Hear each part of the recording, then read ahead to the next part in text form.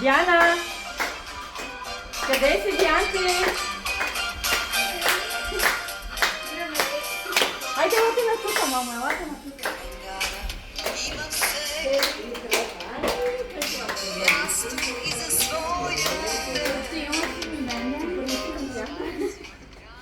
Ами, имаш изненада от нашия капитан по Българен Мом. Нашата шефка я няма, защото е на море, обаче решихме все пак да дойдем да те изненадаме. Браво! И искам първо да ти поднеса балончетата. 11. Правилното ми момиченце. Да. Обратно това ти ще прави 14. Така?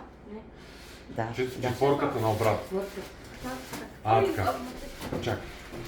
Айде, хвали. Няма нищо. Точката си се дам. Така. Може ли ти прочета картичката? Така. Нека обич топли твоите очи. Нека щастието огрява пътят и с лъчи, здравето да е спътник всеки ден и да посрещаш още 100 години твоят рожден ден. Баба Линка. Браво! Да си жива и Браво! здраве. Виж какво ти направила баба ти? Кажи на благодаря ти. Мерси, браво! Да си жива и Я здрава, запали бабче. свещички. Айде, чакай. Много здрави, баб. Само здрави. Чакай като. Дали че се запал тук, че се баш срещу Не, ще климатик? Няма нищо. Едно хубаво желание. Пожелай си първо нещо, Диана. Диана? Не бой се, ами пожелай си нещо. Затвори си очите, пожелай си нещо. Дано да ти се сбъдне. Айде, духай сега се ще. Браво!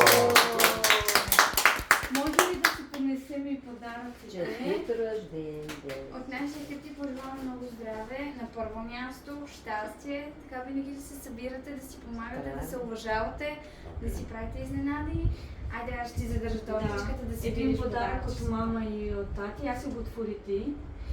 От мама и от тати. А това е от баба Ваня, тя е в Германия.